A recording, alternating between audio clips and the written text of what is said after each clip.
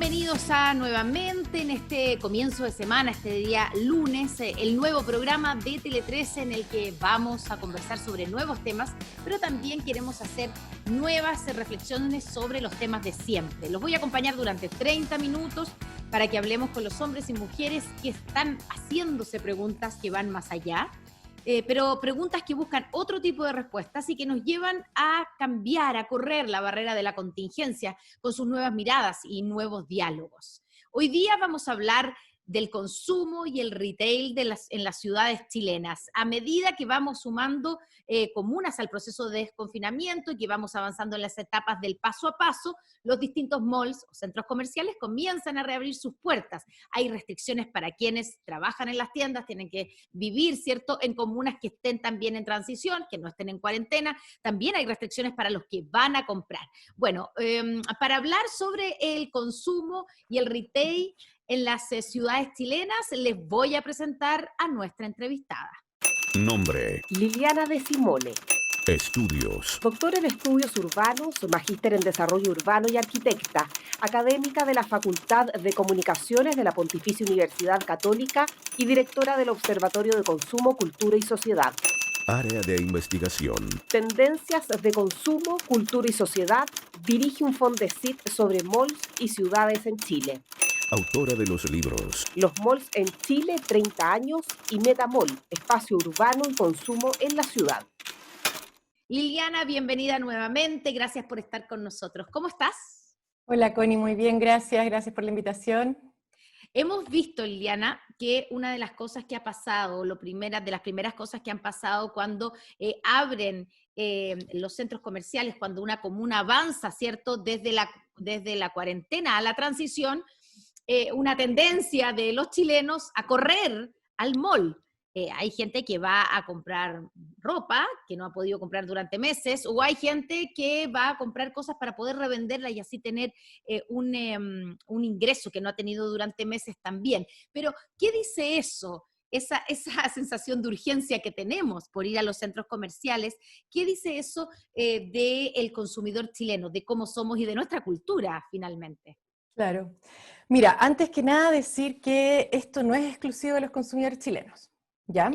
Esto es un aspecto, sí, esto es un aspecto que es propio de la sociedad de consumidores en la que nosotros vivimos en los últimos 50 años, donde distintos filósofos y sociólogos han acuñado la frase de que el consumo tiene un aspecto medio mágico, una normalidad que reconstruye las normalidades rotas. Uno de los ejemplos que más se usa cuando yo paso esto en clase es un video de Rudy Giuliani, el alcalde de Nueva York, después de la caída de las Torres Gemelas.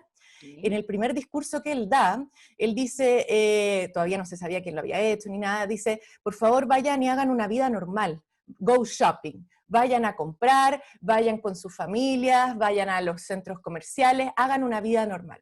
Es una frase súper poderosa, tremendamente polémica, pero que muchos hemos estudiado de la manera como se entiende el consumo hoy día. Es parte de nuestra normalidad ser consumidores.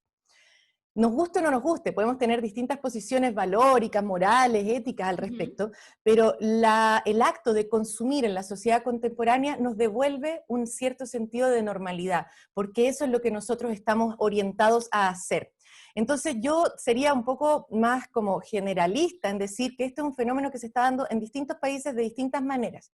Lo que es distinto en Chile es que tenga que ver con el mall en sí mismo, y ahí tiene que ver con la historia de estos espacios privados, pero de uso público, que han tenido en las ciudades chilenas, y que han tenido en los últimos 40 años, ¿no? Porque se han ubicado en partes muy estratégicas de las ciudades, y de ciudades que por múltiples motivos han tenido un déficit enorme de otros tipos de espacios donde juntarse, sean públicos, sean privados, sean abiertos, sean cerrados. No hay otros lugares a donde ir.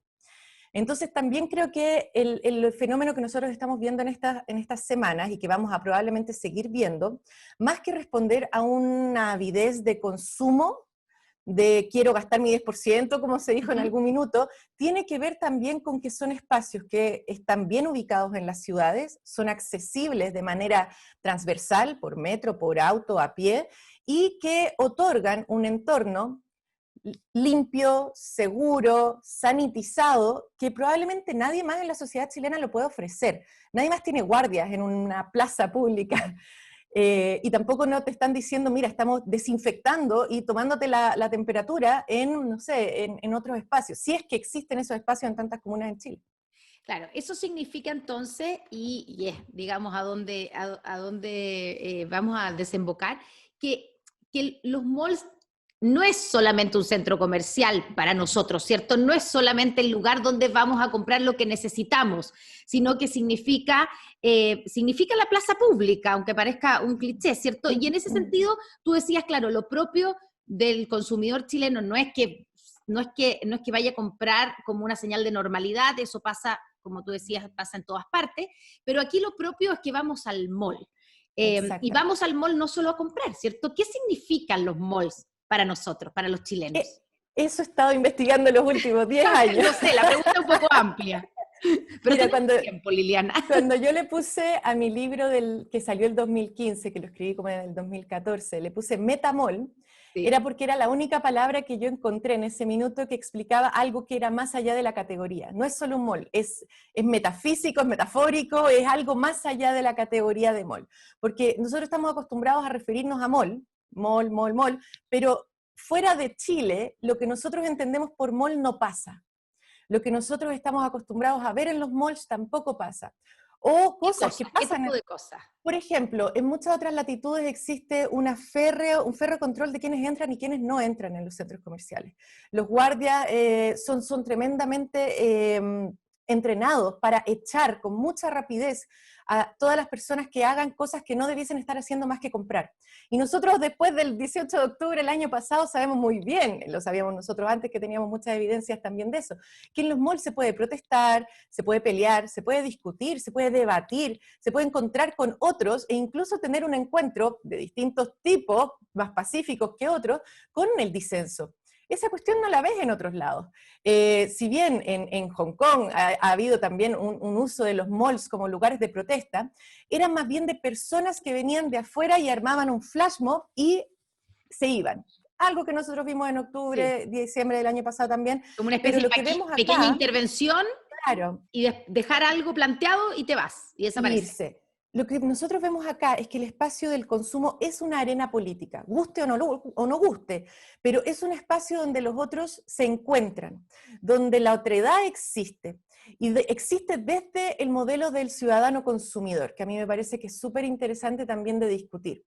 ¿Qué es lo que se dice en la teoría? Que nosotros estaríamos cada vez más adeptos a pensar de que nuestras acciones ciudadanas, de votos, de elecciones, de ideologías, las hacemos a través del consumo. Entonces, un vegano o una persona que elige comprar algo que está certificado que no tuvo trabajo infantil o que tuvo pago justa, está no solo eligiendo un producto, está eligiendo una manera de ser en el mundo. Está eligiendo una opción que es política, que es ideológica.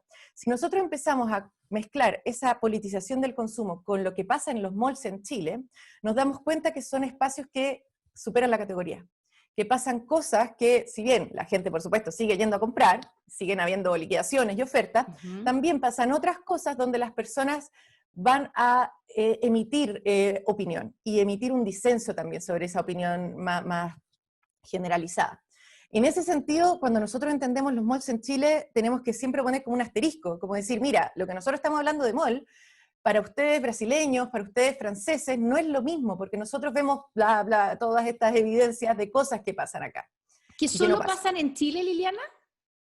Hemos tenido varias investigaciones comparativas. Yo a través de mi Fondesit estoy trabajando con colegas turcos, con colegas portugueses, donde hemos visto por al menos en esos dos lugares cosas parecidas. También en el sudeste asiático a veces pasan ciertas cosas parecidas. Nosotros venimos hace al menos una década planteando que existe una intimidad del mall. La gente va a pololear, va a hacer acciones bastante íntimas a los centros comerciales en Chile. Hay una fotógrafa, la Justine Graham, que trabajó con nosotros en un Fondesit hace 10 años, que se encontró incluso con escenas de sexuales en los malls cuando iba a hacer etnografía. Entonces, pasan muchas cosas en los centros comerciales que nos hablan de que son espacios protagónicos no solo en la vida como consumidor de las personas, sino como la vida ciudadana. lugares donde la gente se siente con el derecho, y eso es súper, súper puntual también, de ir y hacer su vida. ¿Por qué? Esto Son pese, miles de razones. sí, te voy a preguntar por qué, pero esto pese a que en rigor son lugares privados, Privados. pero no lo Son son. lugares privados. Son lugares privados normativa, legislativamente, de lucro y en todos los aspectos privados, por eso nadie los puede obligar a abrir o a cerrar, es siempre un tema de buena fe. Y eso también tiene que ver mucho con el ánimo corporativo que han tenido los retailers en Chile, que se han puesto al servicio de otorgar servicios sociales en un contexto donde nadie más los ha planteado ni otorgado, y ahora se los está cobrando, la población se los empieza a cobrar, como, oye, pero yo tengo derecho a ir al mall, ¿cómo que no me dejas ir al mall? O cómo no me construyes un mall, como también pasó, no sé, en Chiloé o en distintos otros lugares, en Arica. Hay un tema entre esta benevolencia corporativa, que nosotros también hemos estudiado los discursos corporativos de los retailers a través de las memorias de los últimos 15 años, donde se plantean también que hacen un bien a Chile, que se ven a sí mismos haciendo un aporte a la paz, a la ciudadanía y a la ciudad chilena. Y eso no lo vemos en otros actores privados. Entonces sí, son privados, obvio, tienen fines de lucro, sin duda, pero tienen también un ánimo de contribuir a una construcción de una sociedad que puede ser la que nos guste, puede ser la que no, pero que no lo vemos en otros actores privados tampoco. Estamos conversando con Liliana De Simone, doctora en estudios urbanos, magíster en desarrollo urbano y arquitecta, y experta en el tema del consumo y del retail. Nos preguntábamos, ¿cierto? Caía de cajón preguntarte, Liliana, ¿por qué? ¿Por qué nosotros hemos convertido, por qué somos ese tipo de consumidores? ¿Por qué hemos convertido el mall en esta plaza pública, en este espacio donde hacemos casi todo? Mira, hay varias razones que nosotros estamos esgrimiendo, al menos 3, y una cuarta que me ha salido muy importante en el Fondesit de los últimos años. La primera es una razón urbana. Están bien localizados. Por distintas razones en las ciudades chilenas, Santiago y tantas otras, quedaron vacíos, baldíos, ciertos terrenos bien localizados al centro de la ciudad, ya sea porque eran terrenos utilizados por el ferrocarril, o ya sea porque habían sido judicializados desde el siglo pasado y quedaron acá. Lo cierto es que durante el siglo XX quedaron pedazos de terreno muy bien insertos, donde en los 80, en los 90 llegaron los malls. Llegaron como en el terreno de la CCU, el Costanera Center, como en el terreno del Fondo San Luis, en el Parque Arauco, como el terreno de Bellavista de la Florida, del 14, el Plaza Vespucio. Y lo cierto es que la ciudad creció alrededor de ellos. Se les construyeron metros, se les construyeron autopistas y se convirtieron en espacios más bien de peatonalidad que de automóviles y autopistas como son en Estados Unidos. Entonces son modelos que en los años 50 se crearon para el automóvil, pero en las ciudades chilenas quedaron al lado de la Plaza de Armas, quedaron al lado de la nueva salida del metro de una línea muy concurrida, quedaron bien localizados. Eso los hace ganar, de alguna manera, en la lucha por la localización. Quedaron bien ubicados y además son espacios que dentro de sus servicios otorgan espacios diseñados, muebles, luces, decoración, limpios, seguros y confortables que en múltiples comunas en Chile ni los alcaldes, ni los municipios, ni tampoco otras entidades más centrales han podido ofrecer. Entonces, en ausencia de esa oferta de un espacio que es limpio, que lo limpian todos los días, que hay un guardia que lo están mirando, que hay unas cámaras de seguridad que en otros países podría ser visto como un detrimento, acá funciona como una oferta. Exacto, prefiero ir allá que al terreno baldío que tengo a llevar a mis niños a aprender a caminar. Prefiero ir a este espacio, aunque exista un costo de entrada, ya sea porque tengo que comprar algo o ya sea porque estoy consumiendo también marcas, publicidad, lo que sea. Eso como primera razón. Y las otras dos, para ir bien rápida, tiene que ver con lo que nosotros le llamamos una razón geopolítica. Nosotros tenemos una geografía loca, tremendamente estirada y tremendamente angosta, que hace que los privados hayan sido en algunos aspectos, específicamente los malls, mejores distribuidores de amenidades que el mismo Estado. ¿Por qué? Porque es muy difícil llevar a los dos extremos, a terrenos tremendamente remotos, las mismas calidades, que somos un país centralista, de espacios que se construyen en Santiago. Entonces viene un privado y dice, mira, yo construyo un cine en esta ciudad a 1000 kilómetros de Santiago, y es el único que lo ofrece.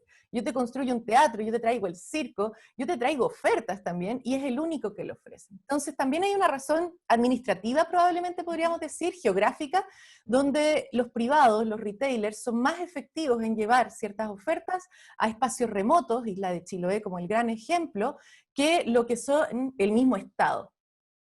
Y la tercera, que es cultural, por supuesto. Vivimos en una sociedad de consumidores, el consumo no es solamente visto como recuperar la normalidad, como una manera hedónica también de abastecerse, de suplir las necesidades, sino que también es visto como una promesa de acceso al mundo.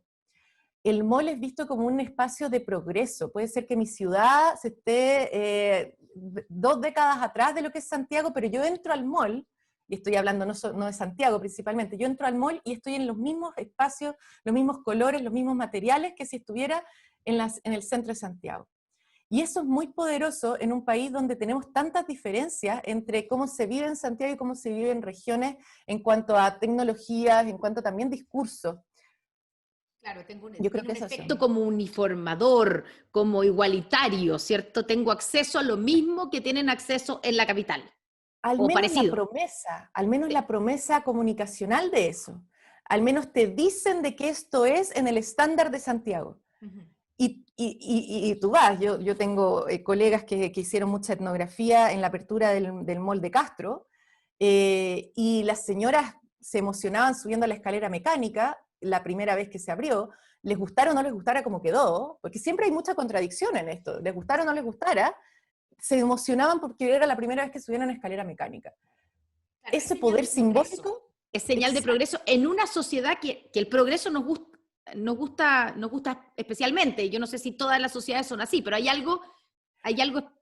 Que podríamos decir que la palabra progreso fue utilizada también con un simbolismo político, ideológico por muchas décadas. Entonces el progreso a través del consumo y a través del modelo de endeudamiento individual también, es algo que está parte de los chilenos. En ese sentido, estamos conversando con Liliana de Simone, doctora en estudios urbanos, magíster en desarrollo urbano y arquitecta, académica de la Facultad de Comunicaciones de la Universidad Católica, directora del Observatorio en Consumo, Cultura y Sociedad. En ese sentido, Liliana, hay también una cosa valórica de por medio, ¿cierto?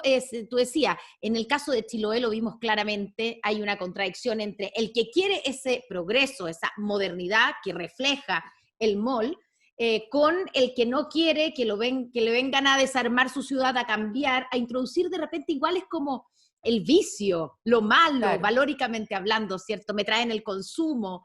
Entonces, ahí también tenemos una contradicción como sociedad, porque también hablamos de los malls, cómo representan esta cosa consumidora, esta sociedad capitalista, neoliberal, y en ese sentido lo usamos políticamente, ¿cierto? Claro, Y sí. no nos gusta, o digamos, o hay una parte de Chile que no le Hay una gusta crítica. eso, pero vamos todos al mall. Hubo un presidente, Ah, ¿cierto?, que dijo que él no iba al mall, sí, como una cosa, Patricio una especie de Elwin, principio valórico. que Entonces, nunca iba a poner un pie. claro, que nunca iba a poner un pie en el mall, pero era no solamente que no iba a ir, digamos, probablemente por una cosa como cultural propia, sino que significaba algo. ¿Qué Un significa? Ahí posicionamiento. hay una especie de pelea Sí. o disyuntiva valórica de Mira, principio y política. ahí, Connie, yo te cuento que son justamente las investigaciones que estamos en curso. Nosotros estábamos haciendo mucha etnografía en centros comerciales antes del estallido, era parte de mi proyecto Fondesit de 3 años, y nos hemos pasado a implementar una metodología que se llama netnografía, que es cuando tú no puedes ir a la Etnografía. netnografía, que ¿Qué tenemos un significa? laboratorio. La netnografía es la etnografía hecha a través de Internet, Ah, de redes sociales, de lo que la gente comparte públicamente, anónimamente, no solamente Twitter, Instagram, TikTok, videos, YouTube, todo lo que la gente comparte sobre estar en un lugar y qué es lo que hace en ese lugar, y que nosotros lo analizamos no desde el Big Data, que es otra metodología, sino que es de metodología más cualitativa, interpretar desde el emoticón que utilizan, hasta el filtro de color que utilizaron, hasta lo que dicen, la postura, el lugar, la foto, el encuadre, todo. Y hemos encontrado nosotros nos pasamos a hacer etnografía de centros comerciales el año pasado, y nos encontramos con que el principal estallido social cuando se tomó los malls tenía que ver con eso que tú hablas, con esta contradicción de considerarlo como la bandera de lucha, como el blanco de un modelo. Que si había algo que simbolizaba lo que no le gustaba a tanta gente en Chile, era el mall. Y nos encontramos con que no solamente tenía que ver con estas como críticas morales que tú dices, sino que incluso se hacía referencia, y esto nos sorprendió mucho y todavía lo estamos analizando, work in progress, una mención un poco bíblica, no sé cómo decirle, así que le pongo hartas comillas por el momento, pero que nos recordaba a la idea de que el consumo es malo, casi como echar a los mercaderes del templo. ¿Sí? Una cosa muy presente en nuestra sociedad de tiempos bíblicos, donde el consumo es sucio. El consumidor, el comercio, más bien el mercader, es alguien que viaja desde tierras lejanas y trae cosas que no queremos. Entonces, por eso no se pueden mezclar con lo que se pueda entender como más sacro, sagrado, protegido, propio. O sea, cuando nos metemos en estos debates que son más antropológicos probablemente y filosóficos, nos damos cuenta que el discurso en torno al mall excede al consumo. Claro. Cuando la gente odia al mall, no odia necesariamente ir a comprar a la tienda, porque va igual. Porque va igual, eso es lo que uno se contradice, uno dice, pero a ver, pero odiamos, pero ahí estamos. Ahí estamos. Hay una cosa que es muy, muy patente en esto, y que es que la palabra consumo en sí mismo, que viene desde Baudrillard, consumación, la primera que los utilizaron en los 70 para hablar de la sociedad de consumidores, tiene dos raíces en sí misma: consumir y consumar. Del consumire, sumire, destruir, acabar, matar, y consumare, sumar, crear, completar, y es la base misma de la experiencia de consumo. Cada vez que tú consumes algo, una hamburguesa, un chocolate, lo que sea, tú consumes el chocolate, no existe más, y consumaste una experiencia de placer, de gula, de gusto, de vínculo social, lo que sea, con quien te comiste la hamburguesa, lo celebraste. Cada vez que nosotros hablamos de consumo, tenemos que tener en cuenta de que la palabra misma es contradictoria. De que la palabra misma del consumo nos habla de cosas que se destruyen, el dinero, yo gasto dinero para comprar cosas, y que se crean con esa destrucción. Yo construyo una experiencia, un gusto, un estatus, lo que queramos ponerle, a través de ese gasto. Yo creo lo mismo con los malls en Chile. Yo creo que es una gran catarsis colectiva el odiar el mall y consumarlo al mismo tiempo. No sé si me explico. Sí. Consumirlo y consumarlo al mismo tiempo.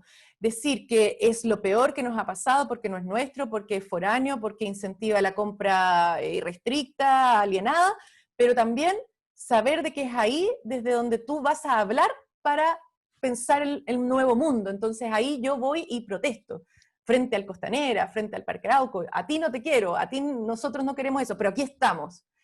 Entonces, en ese sentido, a mí me parece que hay que analizarlo desde la ciencia política probablemente, hay que analizarlo desde la filosofía, necesitamos mucha interdisciplina, las comunicaciones son fundamentales porque una de nuestras teorías también en el proyecto es que los malls han construido un discurso por 30 años normalizante, de alguna manera publicitaron desde su publicidad, el espacio del mall. Dijeron que era una plaza, dijeron que era más que comprar, dijeron que era el espacio urbano por excelencia. Y la gente después dijo, bueno, cuando estamos enojados, ¿qué hacemos? Vamos a la plaza. Vamos a protestar a la plaza. Entonces, la palabra en el fondo. Exactamente. Creemos que esa misma contradicción entre lo consumido y lo consumado se les está cobrando en el espacio del consumo. ¿Qué ha pasado con la cuarentena? Que la gente ha seguido consumiendo, sin duda. A nosotros nos ha interesado mucho estudiar cómo la gente habla del mall cuando no puede ir al mall. ¿Y qué pasa ahí? ¿Qué es lo que dice la gente? Hay añoranza, hay cariño, hay nostalgia. Quiero volver, quiero mi derecho a poder ir. Aunque sea a pasear, a estirar las piernas, aunque sea a ver. Ya, pero ahí esa añoranza tiene que ver también, como decías tú primero, probablemente con normalidad y con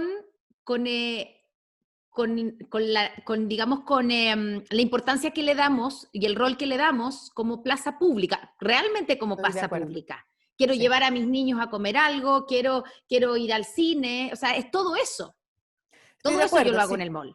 Estoy de acuerdo. Si nosotros tuviéramos el mismo medición social de lo que es estirar las piernas, estaríamos abriendo los museos también, ¿no es cierto? Claro, y Estaríamos y la gente estaría diciendo, bueno, ¿por qué no me abren el museo? Exactamente. ¿Por qué no está el Bellas Artes abierto? Porque yo quiero ir a caminar. Simplemente quiero caminar, tómenme la temperatura, igual que en el otro espacio, pero yo quiero ir a ver cosas, como creo que también la gente está haciendo en los malls. Yo creo que los están usando como espacios museales, un espacio que es más de recreación, de estímulo, de ver, más que de comprar. Estamos conversando con Liliana De Simone, doctora en estudios urbanos, magíster en desarrollo urbano y arquitecta. Liliana, en ese sentido también, tú decías que una de las razones de la importancia de los malls en nuestras ciudades es el lugar estratégico donde están, ¿cierto? Y yo me acuerdo, cuando tú hablas, por ejemplo, del famoso paño, cierto sitio de la CCU, y que yo me acuerdo que en esos momentos, de haber sido en los 80, supongo, hubo muchos proyectos, muchos arquitectos que hicieron propuestas urbanistas para hacer un gran parque. No existía el Parque Bicentenario del sector oriente, ¿cierto? Y no sé si yo creo que el Parque Araucano tampoco existía todavía como parque, o estaba empezando, pero esto iba a ser el gran parque del sector oriente, ¿cierto? Y hubo muchas propuestas de esas, pero gana finalmente el mall, gana el Costanera Center. Y ahí uno dice, ahí hay permanentemente un tira y afloja, porque tampoco en la ciudad no ha habido política pública para darle una prioridad a tener una plaza. Yo he escuchado cuántos urbanistas decir, ojalá la gente quiera más plazas y no tanto mall, que es como una especie de eslogan, ¿cierto? Bueno, pero por ahí, por alguna razón, ¿será una razón solamente económica, que los sitios son el terreno, la tierra es tan cara que hay que ponerle cierta inversión y para sacarle también ganancia? ¿O será que no le damos tanta importancia al espacio verde y nos importa mucho más tener el mall, que es también nuestro espacio verde? Yo creo que tenemos varios temas ahí. Hay un tema normativo, nuestras normativas urbanas, nuestra ordenanza no promueve la cooperación público-privada, en el sentido en que pueda hacer un mall, pero que también tenga que construir un parque. Cada vez que tú construyes un mall, que tengas que construir un parque al frente. Podría ser perfectamente, se usa en muchas partes, hay muchas tecnologías en Francia se acaba de construir un mall que es totalmente subterráneo y arriba tiene un parque real, con árboles reales, no con maceta.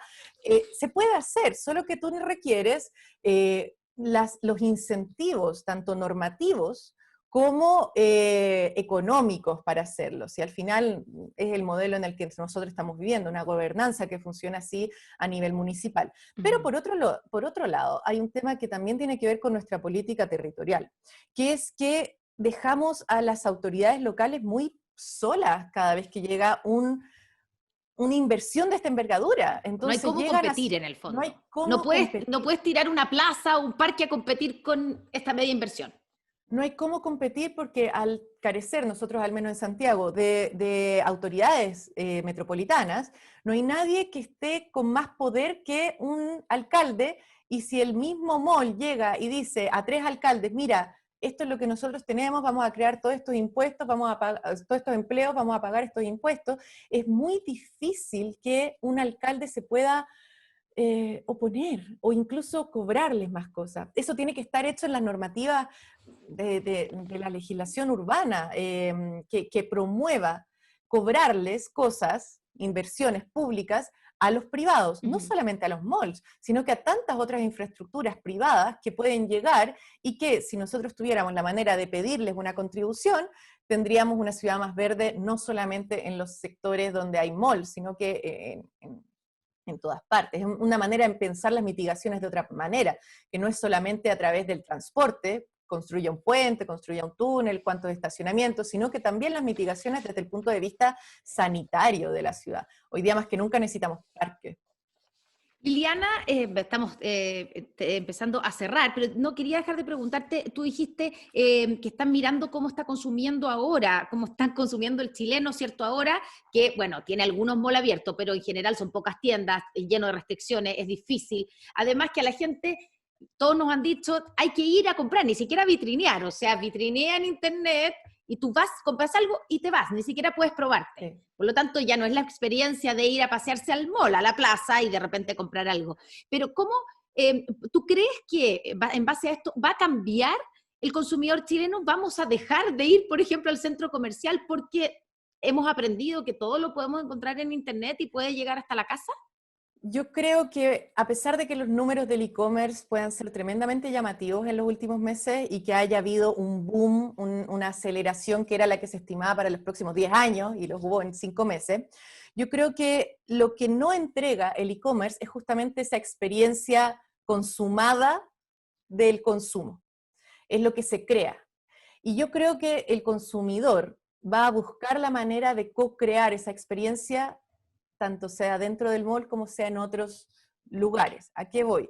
A que creo que también estamos viendo muchas innovaciones de cómo o los malls se adaptan a esta idea de, con todas las medidas de seguridad, venga y disfrute de otra manera, y yo creo que vamos a ver muchas innovaciones, no solo en Chile, sino que en el mundo, o incluso estamos viendo el surgimiento de mercados paralelos, desde donde se inventa, desde la informalidad, maneras de consumir esta experiencia colectiva del comprar. Grupos donde se comparte, se consume al mismo tiempo un cierto servicio, un cierto, no sé, experiencia, clubs de usuarios que se han creado desde Instagram, desde WhatsApp, mercados paralelos que no tienen nada que ver con la informalidad de la calle, pero sí con la informalidad del WhatsApp, de que se venden un montón de cosas a través de Instagram, de WhatsApp, y que yo creo que son fundamentales de entender para ver cómo la gente está reconstruyendo esta colectividad que no está pudiendo ir a enactar, a disfrutar en el mall mismo. ¿Qué es lo que yo creo? Que viendo lo que está pasando en Europa, probablemente la gente va a tender a normalizar igual el mall, ¿ya? Lo que estamos viendo es que la gente no está haciendo estos mega cambios que hace 4 meses dijimos que iban a ocurrir, que el mundo post-pandemia iba a ser casi un mundo de burbuja. Parece que la gente no está en esa parada. La gente más bien está, y con distintos niveles de avance o de contradicción también, está más bien diciendo, bueno, si este es el nuevo mundo, yo tengo que lidiar con él. Y es lo que está pasando con las fiestas en París ayer, con las de Manchester, con las playas de España, con las playas de Italia, donde las personas, más que decir, yo no voy a volver a mi vida anterior, están diciendo, yo voy a volver reconociendo el riesgo, pero aceptándolo y haciéndolo parte de mi disfrute. Puede sonar un poco simplista la manera como lo voy a decir, pero si a ti te prohíben algo, cuando lo logras hacer lo disfrutas más. Una cosa casi adolescente, ¿no?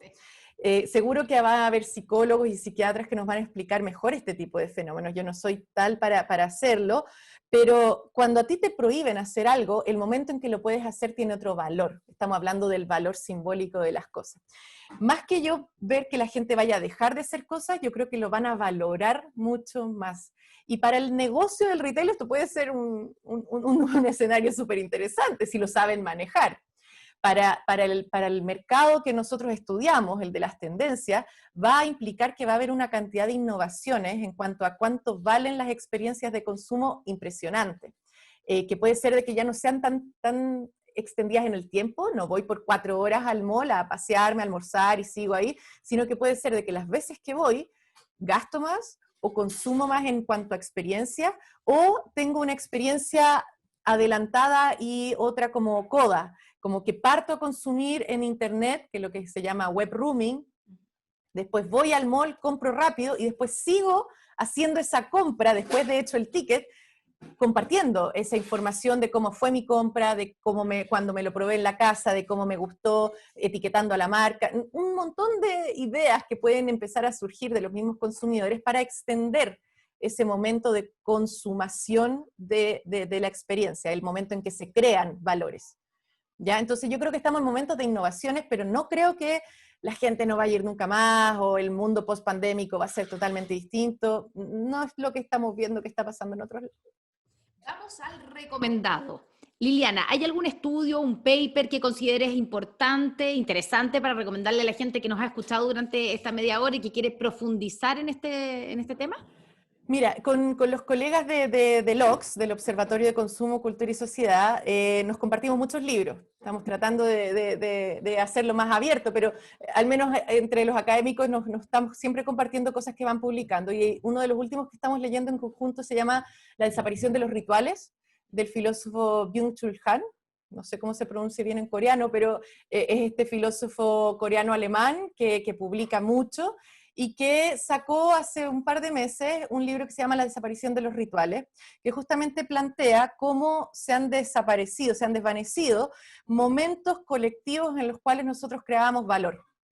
Las misas, los responsos, las celebraciones, no solo por el virus, él no lo plantea desde el virus, me imagino que lo tenía escrito antes, sino que en cuanto al valor de la experiencia compartida.